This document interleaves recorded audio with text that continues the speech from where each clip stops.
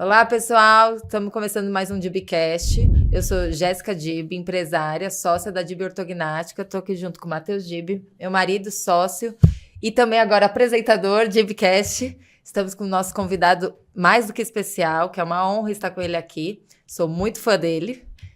Além de meu cunhado, ele é cirurgião plástico, especialista em rinoplastia e cirurgias de face. Fala o vasto currículo dele, porque Vinícius senão Dib, ele tem vários fellows. Ele fez um fellowship na Turquia, um fellowship na França, fellowship nos Estados Unidos, e hoje vai compartilhar um pouco da história dele aqui conosco. Bom dia, pessoal. É um prazer estar aqui com vocês em mais um episódio. Parabéns pelo projeto. Nossa primeira pergunta para o Vinícius é, depois da cirurgia plástica, o porquê você teve tanto foco e tanta ênfase em rinoplastia? Eu não sei exatamente quando que começou esse meu interesse pela rinoplastia, mas desde que eu me lembro, assim, estava no ensino médio, eu já falava que seria cirurgião plástico, seria cirurgião de nariz. Talvez porque eu não gostasse do meu. É uma dor interna minha que eu queria me ajudar, queria ajudar os outros, e quando a gente vai em retrospecto, eu chego mais ou menos nesse ponto. Tá? Não tem um ponto exato, eu só sei que virou uma paixão, virou um amor. Hoje eu dedico quase que 100% da minha carreira voltada para rinoplastia e cirurgia de face. Mas o mais importante é a gente poder ajudar os outros. E como eu tinha essa dor, eu operei o nariz 2 vezes já também.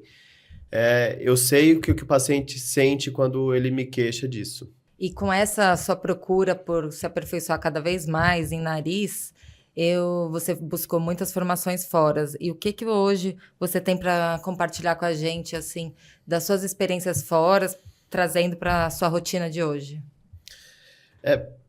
Primeiro, eu fui para os Estados Unidos, né? Lá eu vi a necessidade de aprimorar meu inglês em primeiro lugar.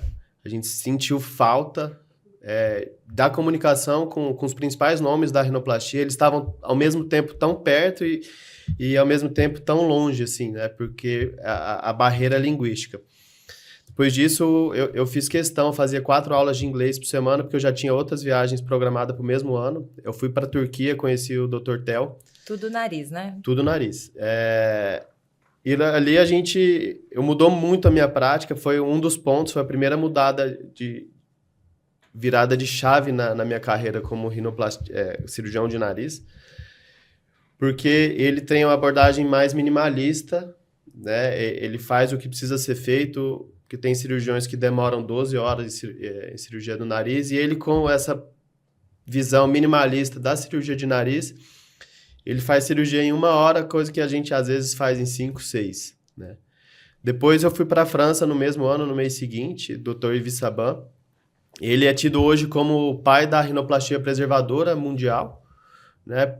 Por conta da história dele, é um senhor muito simpático, um lord, um gentleman. Fiquei 15 dias com ele em Nice.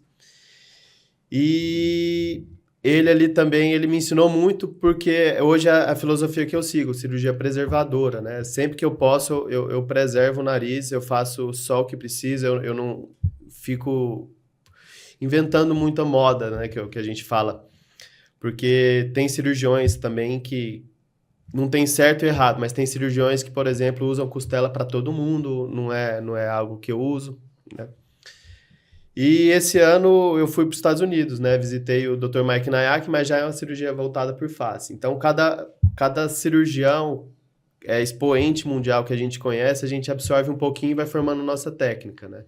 Então, sem contar dos outros cirurgiões aqui no Brasil que eu visitei, né? O Dr. Mário Ferraz, o Jurado, o Tiago, do Rio de Janeiro. Mas todos eles vão formando o que a gente faz hoje. E qual que é a principal diferença que você viu, né? Como um serviço que funciona no Brasil, um serviço fora, você viu um na Turquia, um na França, tem diferenças étnicas também e diferenças estruturais, né? Como que funciona cada clínica, o que você pode aprender e eventualmente usar aqui? Primeiro lugar, eu falo que é a rotina, né? E equipe, porque eu acho que eles não se tornaram número 1 do mundo, assim, à toa, né? Então, tem muita gente por trás. O Dr. Thelman Dogan, ele operando, assim, ele opera só com o auxiliar dele, não, instrumentadora, né? Não tem mais, aqui no Brasil a gente opera com outro cirurgião plástico em campo. E instrumentadora. E instrumentadora, né? E lá, ela tá em plena sincronia, parece que os dois pensam tudo ao mesmo tempo, ele nem pensa, o instrumental já tá na mão dele, e não é à toa que ele faz a cirurgia em 1 hora, tem gente por trás. O Dr. Ives também, e o Dr. Nayak também tem uma equipe, o Dr. Nayak tem uma equipe um pouco maior, cada dia fica rodando uma instrumentadora lá, mas são todas em sincronia, todas sabem o passo a passo, sabem o que fazer. Esse é o principal diferencial, né? Inclusive os daqui do Brasil também tem essa rotina, né? Mas em questão de diferença étnica, hoje o mundo está tão globalizado, né? O Theo, um dia ele operou a paciente da Rússia, no outro da Ucrânia, no outro paciente que mora na Inglaterra. Então, na Europa tem essa conexão, é mais fácil o paciente de outros países por conta da proximidade, né? Os Estados Unidos também, mas como é um país de dimensões continentais, assim como o Brasil, acho que os pacientes vêm mais de outros estados do que de outro país. Tem uma curiosidade, na verdade. A queixa dos pacientes fora são outras etnias, são outras peles, Culturas. tudo. Culturas, tudo. É diferente a queixa do paciente? Tipo, o que ele procura de resultado é diferente do que o paciente que procura aqui? É sim, porque é o que você falou, a diferença é étnica, né? Por exemplo, um nariz europeu, que é o que a gente chama de caucasiano, por definição, né, já é um nariz maior, com a giba um pouco maior, cartilagens mais fortes e pele mais finas, né? Aqui no Brasil a gente tem um nariz mestiço, assim como no México, então é uma mistura. No Brasil a gente não tem uma etnia só, é uma mistura. E tende mais para características negroides no nariz, que são cartilagens mais fracas, a pele um pouco mais grossas, e o nariz, o dorso é baixo, ele é mais largo. Então, assim, muda totalmente a queixa. Enquanto lá a grande maioria quer baixar o nariz e reduzir, aqui no Brasil a gente tem que subir o dorso e projetar mais a ponta, né? Então, acaba mudando um pouco a cirurgia. Aqui o cirurgião brasileiro acaba sendo versátil, né? Ele tem um negroide, tem um caucasiano, tem tudo. Tem tudo. Tem um oriental, né? Principalmente em São Paulo tem muito. Tem o Dr. Valério Finocchi, ele acho que é de Roma. Ele hoje, assim, quando a gente fala em cirurgia de nariz, todo mundo levanta, para ouvir nos congressos internacionais. E paciente italiano também, nariz grande, né? Só que quando a gente estava em Dallas, mostraram um caso de negroide para ele, perguntou o que ele faria. Ele falou, eu não faço, eu não sei.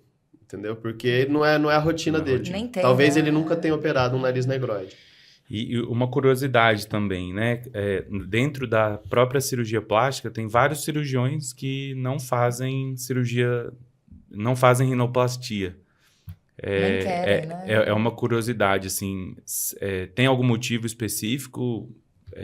Por que uns selecionam e seguem aquele e outros não fazem? É a maioria hoje que não faz, né? A grande maioria. Assim, hoje a gente está no momento da cirurgia plástica, eu acho que toda a medicina, inclusive na área da odontologia, de super especialização, né? Então, com isso, se aumenta, né, o padrão de resultados, né, e exigência dos pacientes por conta de mídia, de rede social, está cada vez mais alto. Então, antigamente, o cirurgião plástico bom era o que fazia tudo, e o cara fazia tudo bem feito. Só que se a gente comparar os resultados deles com o de hoje, de um super especialista de nariz, por exemplo, é muito diferente, né? A técnica mudou, entendeu? A cirurgia está mais moderna. E esses cirurgiões que faz mais contorno corporal, é por gosto, né? Eu falo que cirurgia de nariz ou você ama ou você odeia. Porque é uma cirurgia desafiadora, tida por muitos como a cirurgia mais difícil da cirurgia plástica, da estética, né? porque por conta desse nível de exigência. Tá no centro da face, qualquer paciente se vê todo dia, a mama, se der alguma coisinha errada, o paciente tá de blusa, tá vestido, contorno corporal, então o paciente tem menos ansiedade em relação ao resultado. E a questão de gosto, né? O cirurgião, se ele não gosta do nariz, não tem o que faça ele colocar a mão em um, entendeu? Ele indica, ele faz, isso para toda, né? E Vinícius, hoje, puxando sardinha para o nosso lado, da ortognática, eu acho que hoje você é referência em cirurgia ortognática com cirurgia de nariz junto, rinoplastia. Hoje você tem a sua técnica que muitos cirurgiões bucomaxilos não sabem, é o que mais a gente recebe, que a gente vê. O que hoje você acha e os pacientes também, né, nos perguntam as maiores vantagens de fazer a cirurgia conjunta, né? Em conjunto. E eu, assim, depois emendando uma outra pergunta, assim, e o que impossibilita, tipo, de jeito nenhum dá para fazer, assim? Hoje, graças a Deus, a gente está com uma equipe, graças a vocês, principalmente, né? O Matheus me ajudou sempre muito desde o começo. Esqueci de falar no currículo que ele é meu cunhado, né? Essa é a sua maior virtude de currículo, tô brincando. E irmão, né? O Matheus sempre me ajudou muito, assim, desde a época da faculdade. Eu acho que ele sempre foi um dos maiores apoiadores. E eu acho que eu tô onde eu tô por conta dele, né? Tô chorando. Opa! Mas, graças a ele, eu conheci outros cirurgiões bucomaxilo que começaram a indicar muito paciente. E hoje, eu acho que, sem dúvida, eu sou um dos maiores cirurgiões que faz, em questão de número, né, cirurgia ortognática associada à rinoplastia. Em questão casuística, né? Esse ano já foram quase 20 cirurgias, ano passado foi umas 50, foram bastante. E a gente tem notado alguns padrões, né? Tem um cirurgião da Itália que ele tem um protocolo, ele já faz esse tipo de cirurgia, o Dr. Mico Raffaini, né? Cirurgião bucomaxilo que na Itália é médico. Ele já faz isso há 20 anos e ele tem os protocolos dele e a gente tenta seguir sempre que possível, né? Hoje, o que eu falo? Nosso maior limitador é o tempo cirúrgico, tá? Se eu tô com uma equipe que eu sei que não opera, que demora muito para fazer uma cirurgia ortognática, eu já prefiro não fazer, tá? Fazer depois. Porque o nariz já é uma cirurgia que demora. Hoje eu demoro de 3 a 5 horas, tá? Raramente eu passo desse tempo, só que por segurança do paciente. A equipe do Dr. Matheus, da DIB, a gente opera ortognática, eu já vi a ortognática deles de 2 horas, tá? Mas em média dá umas 3 horas. Então, menos que muitos sisos por aí. Sim, o tempo sempre foi uma coisa que eu dei muita importância, né? Porque os dois, né? No caso da cirurgia maxilofacial, tempo de cirurgia é tempo de sangramento, né? Você não tem um garrote igual na cirurgia ortopédica. Então, eu acredito que uma cirurgia na média de uns 3 horas, uma ortognática, 3 horas e meia, umas mais complexas, é claro que uma ou outra vai passar, é um tempo bem razoável, né? E assim, o paciente está deitado, né? Ele está fazendo compressão. Isso, faz lesão de pele. Nas costas, pode fazer lesão de pele, então o tempo é bastante importante a gente considerar, né? Sim. E outra coisa eu cresci em meio de cirurgia ortognática, né? Eu já falei para algumas pessoas que no meio meu pai é cirurgião bucomaxilofacial, é uma referência, eu acho que ele fez a primeira, né? Cirurgia ortognática do Centro-Oeste, não foi? Em Goiás, assim, se não foi a primeira, foi uma das primeiras. A gente está falando aí de 1985, 6. Talvez 86. Foi uma das primeiras. Aí eu cresci nesse mundo. Eu acho que no meio da faculdade ainda tive uma crise ali existencial, porque era uma cirurgia que eu sempre assisti, né? Então, eu adoro cirurgia ortognática, eu sou muito fã. E eu acho que eu cheguei a pensar em largar a medicina para poder fazer odonto e virar cirurgião bucomaxilo, né? Por conta da referência, por conta do exemplo. Só que eu não tomei esse rumo, mas eu entendo muito, né? Então, quando eu vejo um paciente, eu já sei o que é padrão facial, o que vai ter de movimento. Lógico que faltam alguns detalhes, mas os movimentos, né, falando a linguagem do cirurgião bucomaxilo, os movimentos também limitam muito a gente, tá? Principalmente da maxila, porque o nariz ele apoia na maxila. Então, se eu tenho um movimento muito amplo, igual o professor Mico Raffaini lá da Itália, ele fala que o nosso limite de movimento, seja para cima, para baixo, para frente, para trás, é 5 milímetros, tá? Se o planejamento cirúrgico da cirurgia ortognática for passar desses 5 milímetros, já é recomendado fazer a rinoplastia depois da cirurgia ortognática. Quanto tempo depois? De avanço, de impacção ou de reposicionamento inferior? Isso, todos eles. E geralmente uns 6 meses, tá? O odema se acomodar, o inchaço passar, tá bom? Mas hoje vocês eu sempre falo assim, antes, se o paciente tem planejamento de fazer ortognática em nariz, a gente nunca opera o nariz antes, tá? Lógico, acontece porque às vezes o paciente nem sabe que ele precisa de uma cirurgia ortognática. Durante, fazer tudo no mesmo tempo cirúrgico, às vezes, dependendo de caso a caso, e depois sempre está indicado, tá? Inclusive, tem algumas alterações no nariz após a cirurgia ortognática, o nariz fica mais largo. Tem casos que a ponta era caída, que eles avançam a maxila e desce, né? E desce, que a ponta cai mais ainda, mas tem casos que o nariz, falta só a estruturação da ponta, que quando você avança a maxila, a ponta sobe e o nariz fica perfeito. Então, é caso a caso. Aí você briga com seu irmão que tá fazendo, resolvendo papar no meu procedimento. Não, em caso de reposicionamento inferior e avanço, né? Na verdade, não é nem que a ponta vai subir, como a maxila está descendo e avançando, a percepção visual é que o nariz rodou para cima, né? Rodou. Sim. Ele mudou o plano. Projetou mais e realmente fica bem bonito. Mas a rinoplastia também vai trabalhar no dorso, nas cartilagens, né? Estrutura, né? E tem algum caso, por exemplo, que você vai fazer a rinoplastia e você examina a face do paciente e fala, olha, ou fala ou pensa, né? Olha, se não fizer ortognática, o resultado não vai ser o mesmo. Tipo assim, na sua cabeça tem algum caso assim? Tem. O principal, assim, que a gente vê... Lógico, hoje eu já bato o olho, eu já sei, né? Muitos colegas acabam operando o nariz e deixa a desejar no resultado. O nariz fica perfeito, só que o paciente fica bonito, mas falta alguma coisa, né? E a gente já sabe o que é. Mas o mais comum é paciente classe 2, né? Que tem o queixo para trás. Quando o paciente tem o queixo para trás, parece que o nariz é maior do que é. É questão de perspectiva, né? Então, eu falo para o paciente... Falo da cirurgia ortognática, eu indico colegas, mas se não conseguir, porque é um pós-operatório mais complexo, então, mas pelo menos uma mentoplastia tem que sair, porque acaba melhorando um pouco o perfil. Eu acho que o que você acha que hoje agregou de...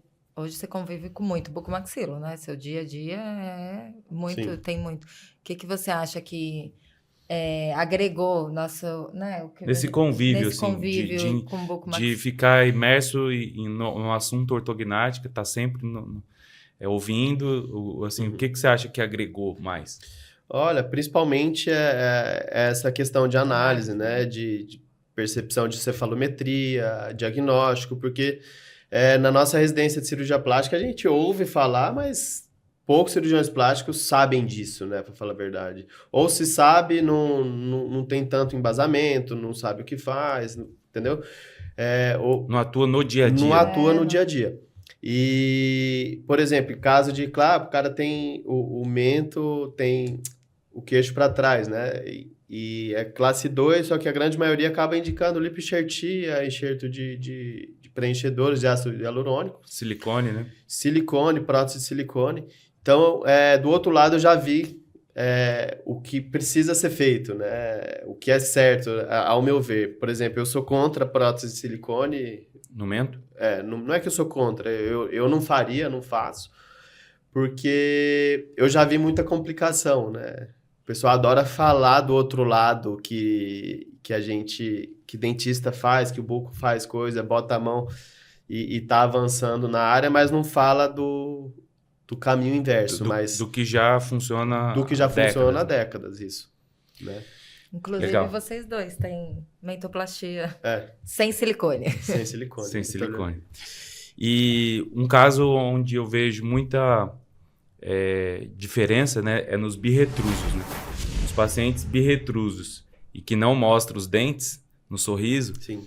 esses pacientes, eles sempre existiram, mas eles nunca foram vistos, tanto do ponto de vista de ortognática, antigamente se fazia poucas cirurgias de reposicionamento inferior de maxila, nos face curtas, né? Mas eles sempre existiram.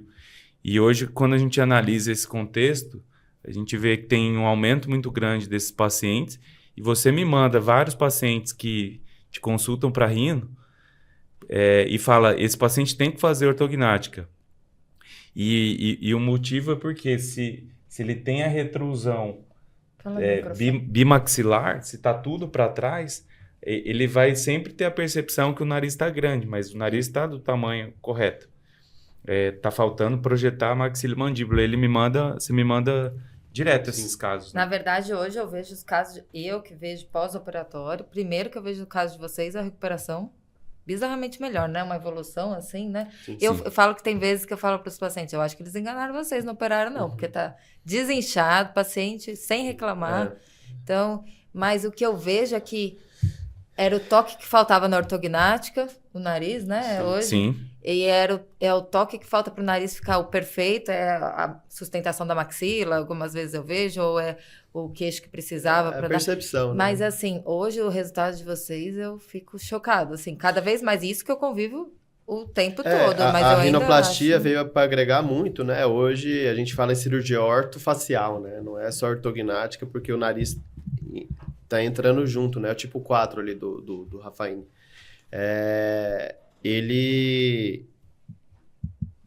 Eu falo para todos os pacientes, assim, quando a gente vai fazer cirurgia junto, eu falo, o principal que vai realmente mudar a sua vida é a cirurgia ortognática, porque acho que é uma cirurgia funcional. Quando a gente associa a rinoplastia, é a cereja do bolo, né? A gente tem pacientes que operou depois, que comparam o resultado, assim, ou antes da ortognática, tudo, foi vendo a evolução. Por exemplo, a paciente, a Dani, né? É um caso bem emblemático, que ela chegou para mim, ela já tinha feito uma cirurgia ortognática prévia, não tinha ficado legal, e assim, a paciente chegou, chorou na consulta, tudo, eu já tinha comentado com o Matheus. O ortodontista dela te indicou, né? Foi. E eu já comentei com o Matheus, ele já olhou a foto assim e falou, não, isso aí precisa reoperar. Aí ela chorou na consulta, tudo, a gente tranquilizou, falou, não, a gente vai resolver, vai dar o melhor tratamento. E depois eu precisei fazer um retoque no nariz também, por conta daquilo, do tempo cirúrgico, né? A cirurgia dela foi bem difícil, ortognática, e como já estava no planejamento, eu operei o nariz, mas também não fiquei satisfeito, a paciente estava feliz, eu não fiquei satisfeito, eu queria melhorar o resultado, e acabou que a gente retocou o nariz, refinamos mais um pouquinho a ponta, mas ficou bem legal o caso dela, ficou bem legal. E do que a gente comentou, né, do desafio de você fazer uma cirurgia, uma rinoplastia após ortognática, onde a maxila está descolada, você tem placas no pilar canino, muito próximo onde vai correr as fraturas, o septo todo separado da maxila. Qual que é o desafio na hora de fazer a montagem do nariz, né? O suporte da maxila, enfim, essa questão da placa, assim, comenta um pouco, assim, na sua percepção. Só pro leigo entender, o céu da boca é o chão do nariz, tipo, ele desmonta o chão e ele que se... Sim, o nariz, o septo tá apoiado na maxila, que eu fiz uma cirurgia aqui embaixo. E ele vai fazer toda essa estrutura aqui para montar o nariz. Então, assim, o que você acha desse passo lá? Hoje, pessoal, que eu falo para os colegas que eu opero com muita ortognática, assim, a maioria já indica costela para todo mundo, né? Para começar, porque você aumenta um gap ali, né? Você precisa de um suporte, de uma cartilagem maior para montar essa estrutura, né?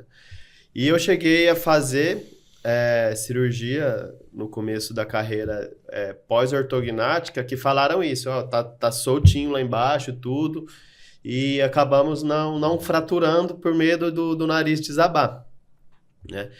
Com isso, né, o advento a evolução da rinoplastia, da rinoplastia preservadora, a gente começou a ver que o nariz ele tem outras estruturas que suportam, Sustentam. né? Que sustentam o nariz. Então, hoje, eu faço osteotomia sem medo, eu confio na lâmina perpendicular. Lá atrás, que ela está presa, né? Na base do crânio, mesmo não tendo a sustentação embaixo, porque na rinoplastia preservadora a gente acaba fazendo isso. Você solta o nariz todo para poder descer. Você solta o septo, faz as fraturas laterais e transversa e confia na lâmina que a lâmina vai segurar. Então, a lâmina lá atrás, quando ela é boa, tá? Já aconteceu do nariz desabar na cirurgia, a gente tem que tirar a costela para corrigir isso, mas a grande maioria não precisa. Então, eu confio bastante nessa parte aí da lâmina e muitas vezes eu não preciso de cartilagem da costela para poder entregar um resultado bom e excelente na rinoplastia. Uma das coisas que eu mudei, assim, eu acredito que vai ter vários cirurgiões bucos ouvindo a gente, e uma das coisas que fez diferença quando eu fui aprender cirurgia minimamente invasiva é de fazer a osteotomia leforum subespinhal. E eu não entendia nem como fazia. Depois que eu fiz os cursos e passei a fazer nos casos, eu percebi uma diferença muito grande na subespinhal pelo fato de ligamentos e músculos do nariz estarem inseridos na espinha. E antigamente, na técnica clássica, era tudo descolado. E a reinserção não era tão fiel assim. Então, eu percebo que mesmo a gente fazendo uma cirurgia combinada, o paciente, esse movimento de lábio, né, a asinha do nariz mexendo, o depressor do septo, não fica alterado, né? Então, principalmente as expressões ficam mantidas. Mas assim, como a espinha fica solta, ela acaba ficando solta, ela não dá tanto apoio, né, para você. Sim. Isso a gente já pensou em fixar. Nesse passo, assim, teve alguma sacada? Como que você tem feito? Porque às vezes você vai apoiar nela, ela tá solta, ela não tá na lefor mais, ela desvia. O que você tem feito? Eu apoio, né? Hoje, principalmente quando tem costela, eu consigo apoiar sobre ela. Mas o septo, o enxerto que a gente põe na ponta, a gente apoia bastante no septo mesmo, né? Então, o septo tá aqui, eu coloco o enxerto nessa posição, tá? E o enxerto fica preso no septo, né? Sem depender tanto da espinha. Lógico que se eu puder apoiar na espinha, a espinha estiver apoiada na maxila, eu tenho um suporte maior. Só que a gente coloca outros enxertos para segurar, para não permitir a rotação do enxerto, a gente perder resultado. Tá? Como se fossem uns escudos, né? Isso. Agora, quando os movimentos já são um pouco amplos, eu tenho costela, tudo, eu apoio direto o enxerto na maxila. Eu consigo uma estaca bem maior para poder apoiar na maxila. E de todos esses casos que a gente já operou junto, eu tive dificuldade, eu acho que só em um, porque na hora que... Eu até falei assim, pô, vocês não fixaram a espinha e tudo, eu tive dificuldade porque ela lateralizou. E isso prejudica muito a gente na hora de definir ali onde que vai colocar. No meio, para o nariz não ficar desviado, né? Então, esse foi o maior desafio, eu acho. Foi agora. Eu ia te perguntar isso. Foi esse ano, assim, foi bem desafiador, desgastante, mas eu acabei eu mesmo refixando a espinha. Se eles já tinham ido embora, eu refixei a espinha. Especialista em nariz, bucomaxilo, né? Mas ficou bem legal o resultado. Tá inchado ainda, mas ficou bem bacana. Que legal. E antes de eu ir para a próxima perguntinha aqui, eu queria voltar um pouco na cirurgia de face. Depois dessa curva gigantesca, esse investimento enorme que você fez na sua carreira para aprender rinoplastia com os melhores, a gente também evoluiu na cirurgia de face. Você foi para fora, o NAIAC, que é referência. E me conta aí como está sendo agregar essas novas técnicas, como tem sido aí esse caminho também na cirurgia de lifting. Foi bem legal, assim, a viagem em si para visitar o Naiá, que já por si só é uma experiência de vida ali que você absorve em poucos dias, né? Isso acho que é o jeito mais interessante e mais fácil da gente aprender. Que além de tudo, você viaja, conhece, fica mais próximo dos cirurgiões, só que você já capta ali tudo na fonte, né? E eu nem fiz tanta propaganda assim, não fiz tanto marketing em cima, que eu queria tanto aproveitar aquele momento ali para absorver. Só que eu não sei o que aconteceu, acho que os astros coincidiram ali e tá chegando muito paciente para cirurgia facial. Chegava menos, né? Porque eu focava mais no nariz, mas tá chegando bastante. Eu nem falo tanto nisso nas redes sociais, mas a cirurgia de face que a gente faz hoje é o deep plane, né? Já fazia, tá? Porque já aprendeu com alguns colegas aqui no Brasil, já fazia, só que agora a gente aprimorou. Lá com o Nayak, a gente aprendeu a ressecar a glândula submandibular, porque às vezes o paciente, a gente melhora o contorno aqui, só que fica uma bolinha que atrapalha o contorno, a gente vai ver a glândula submandibular que ela cresceu ao longo dos anos, né, no paciente. A gente resseca só o que está em excesso. Eu acho que esse aí, para mim, foi o maior ensinamento ali, em questão de técnica, né, que me agregou.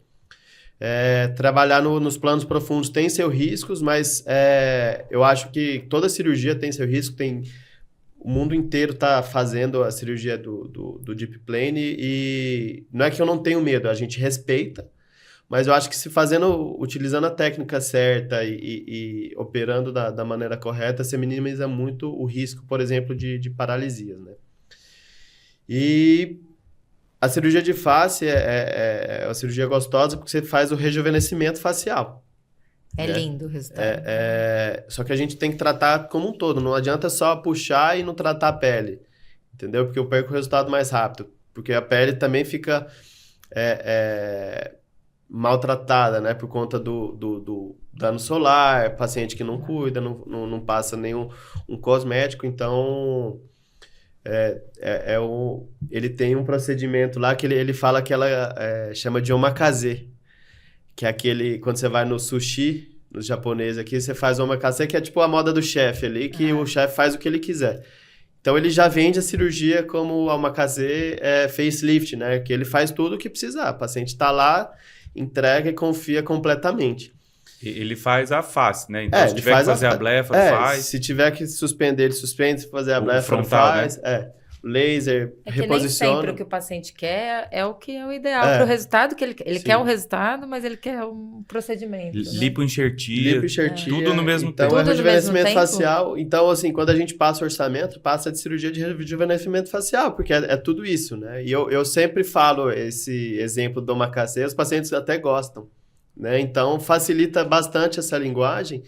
E em termos de fechamento, assim, eu acho que tá bem legal, assim, de conversão de consulta em cirurgia, porque se eu for falar assim, você tem que fazer a blefaro, você tem que fazer a frontoplastia, soa para o paciente que é muita coisa, né? E realmente mas quando você entrega isso de uma maneira mais suave, fica melhor. E o resultado também. E o resultado você tá também. enxergando um todo, né? O paciente não enxerga, né? Tipo, que precisa de mais coisas. Igual eu falo um exemplo nas consultas com o paciente, né? Minha linguagem com o paciente é bem, assim, bem à vontade. Eu dou o exemplo da casa, né? Você prefere reformar cada mês, você reforma um cômodo ou você prefere resolver tudo? Lógico que depende da grana, né? Mas se você prefere... Depende do cash, né?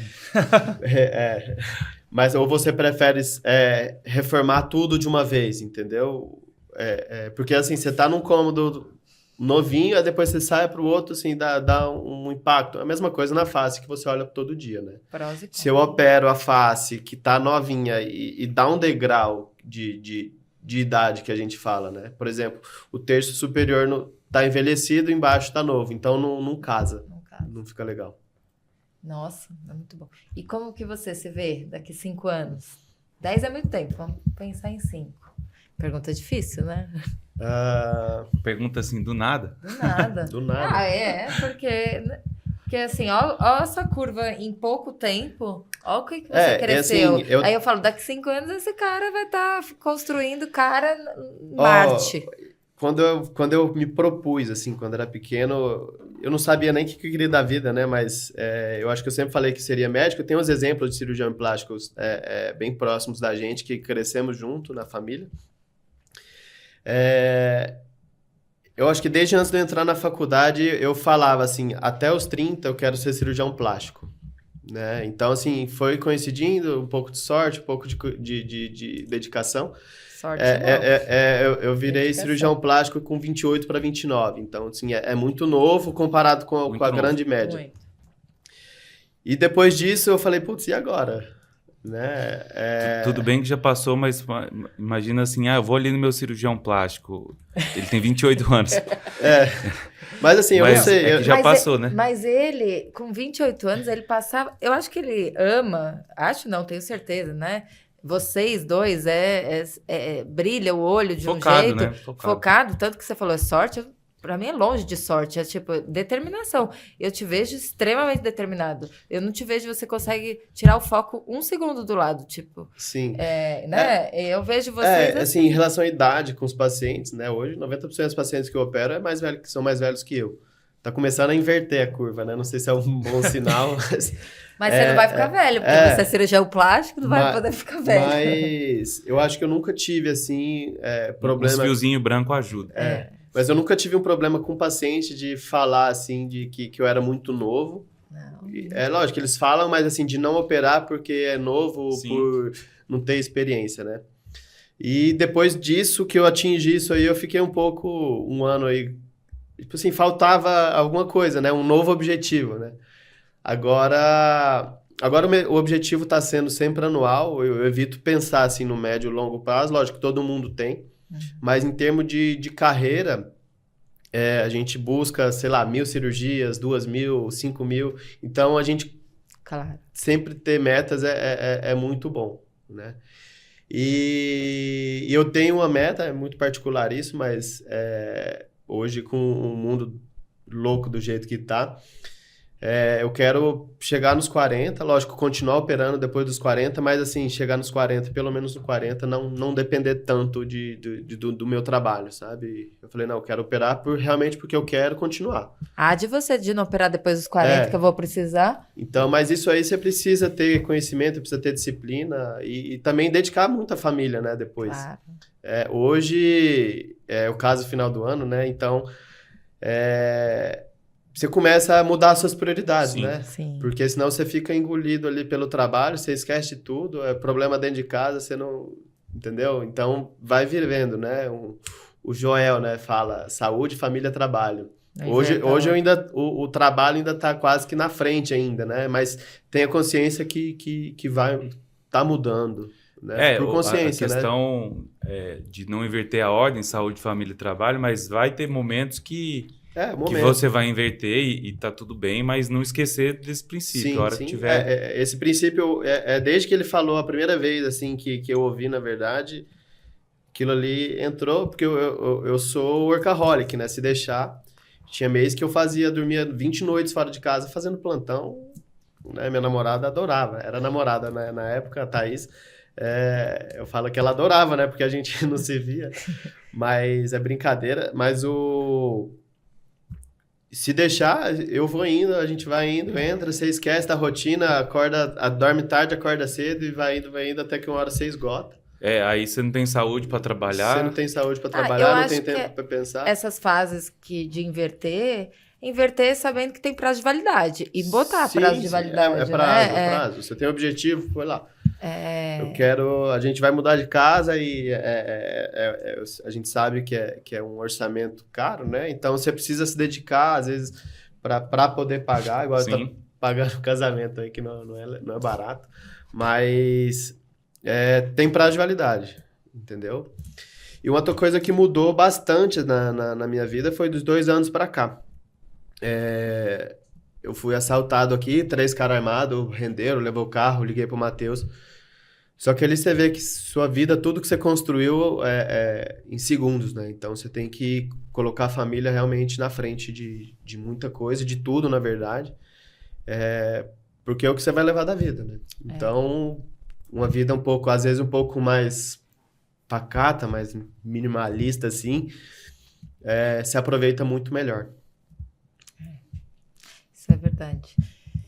E uma coisa que muita gente acha que vocês, uma família de cirurgiões, pai, vocês dois, nós todos da área da saúde, Thaís também, nos encontros nossos de domingo, que é a base de churrasco e vinho, né? O tema é cirurgia ou não é de vocês? Quase sempre, né? Sempre tem, né? Acho que não tem uma vez que a gente não encontra que não tem fala como, né? de cirurgia. Porque a gente respira isso, né? Compartilha, cresce um com o outro. Mas lógico, a gente gosta de falar de churrasco. Churrasco acho que é a refeição, né? A comida preferida da família. E vinhos, tudo, viagens, mas a cirurgia está em primeiro lugar. Eu falo brincando, mas assim, se for ver as mídias sociais de vocês, as mídias do WhatsApp de vocês, 90% é cirurgia, né? Tipo, vocês com o pai, com o Jamil. Com meu pai é assim, oi, tudo bem? E aí, o que você operou hoje? Aí se eu abrir as mídias lá, é só cirurgia, olha o que eu fiz, olha o que apareceu no plantão, ele manda. Eu acho engraçado o Jamil, porque ele manda foto das cirurgias lá, são cirurgias grandes que aparecem, interior, tem vezes, né, de Goiânia. Eu falo, mas eu sou da área da saúde. Imagina se fosse uma nora que não fosse da área da saúde, ele me mandando uma facada no meio da cara. Assim. E é porque é o dia a dia, vocês cresceram nisso, né? Sim. Então, eu acho engraçado, porque não é uma coisa pesada falar de cirurgia, tipo, o que vocês falam agora, eu aprendi rejuvenescimento facial, que para mim, na minha cabeça, era aquelas coisas horrorosas que ficavam horrorosas. E hoje eu vejo, assim, e vocês falam isso, é o papo de domingo que eu amo ouvir, sim, mas que é com uma naturalidade que... vamos dizer assim, é como se fosse um ritual, né? Então, a gente tá ali com família, meu pai cozinhando, aí troca uma ideia sobre cirurgia. Eu lembro a última vez que a Thaís fez a prova de especialista recente, né? Então, ela chegou da prova, eles comentando, aí caiu coisa, muita crânio-facial, a gente começou a conversar. E é natural, na mesa, né? Eu acho que foi no dia do meu aniversário, inclusive. Mas assim, acaba que é um papo gostoso também. Sim. Só que eu tento policiar um pouco, porque senão fica só falando nisso o tempo todo, mas é inevitável, né? A gente sempre, até com os colegas, né? Mesa de sai para jantar, só fala de cirurgia. Mas é gostoso, assim. E quando eu convivo com os colegas meus amigos, né, de infância, que não são médicos, mas eles sempre acabam perguntando sobre cirurgia plástica, as namoradas perguntam de nariz, prótese, lipo, e todo mundo pergunta, tira a dúvida. É um interesse geral. Agora eu vou falar de uma coisa, tem que falar de assunto polêmico, senão não dá ibope. Pode falar de assunto polêmico? Pode falar. Dos dois eu quero, tá? Vamos lá. Porque de rinomodelação, que é uma coisa que todo mundo ou ama ou odeia, ou desconjura, ou compra a causa. E o que vocês dois... eu entrevistando os dois, que honra, hein? Tô brincando. O que vocês falam sobre isso? O que vocês acham e o que vocês veem? Porque os dois já trabalharam em pronto-socorro, já viram o pós disso, você já abriu o nariz com isso, sim, você já fez ortognática. Eu começo ou ele começa? Ixi, tira para o ímpar aí. Assim, vamos lá. A odontologia, ela... Podia ser vinho, né? Começou com a harmonização facial, né? Então, existem técnicas mesmo de você mascarar alguma deformidade com ácido hialurônico, preenchendo o radix, algum preenchimento aqui na estrutura para levantar a ponta. Com ácido hialurônico, isso existe. Eu não faço, tá? Eu não faço porque... meu treinamento sempre foi em cirurgia, eu não trabalho com harmonização orofacial. Quando eu tive interesse em aprender mais sobre cirurgia, primeiro eu colei no Vinícius, né?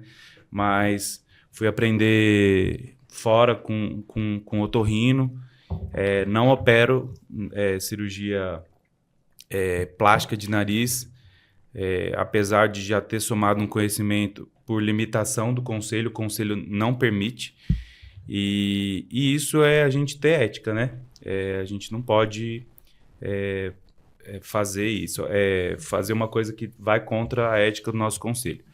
Um outro ponto que eu gostaria de destacar é que assim, a rinomodelação ela foi um nome criado, mas apesar dessas infiltrações de ácido hialurônico, eles estão fazendo técnicas cirúrgicas, sim, e chamando de rinomodelação. Então, mascarando. Né? E assim, essas técnicas, elas muitas estão descritas, só que, sei lá, talvez na década de 80, né? Então, faziam cirurgias mais ressectivas, que danificam as cartilagens. O Vinícius vai falar melhor sobre isso.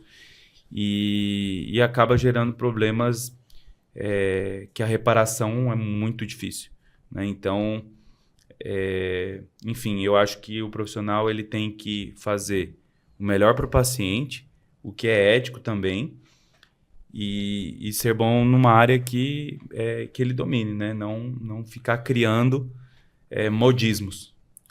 É isso aí. Quando a gente fala de rinomodelação, tem diversos tipos, né? Que hoje, por exemplo, com ácido, vou falar de uma por uma, mas assim, quando a gente pega paciente que faz rinomodelação com ácido, não atrapalha tanto a cirurgia, porque o ácido fica ali, forma lagos, ele acaba afinando um pouco a pele, mas não atrapalha tanto a cirurgia, porque não faz fibrose, não faz coisa, tá? Tem gente fazendo com polimetilmetraquilato, o PMMA. Eu não faço o polimetilmetraquilato, que seria tema até para outro podcast de tão polêmico assim, mas eu não faço, não julgo quem faz, mas eu tenho que, assim, se eu não faria em mim, eu não faço nos outros. Mas a verdade é que quando a gente encontra o nariz com PMMA, já é uma cirurgia mais difícil, né?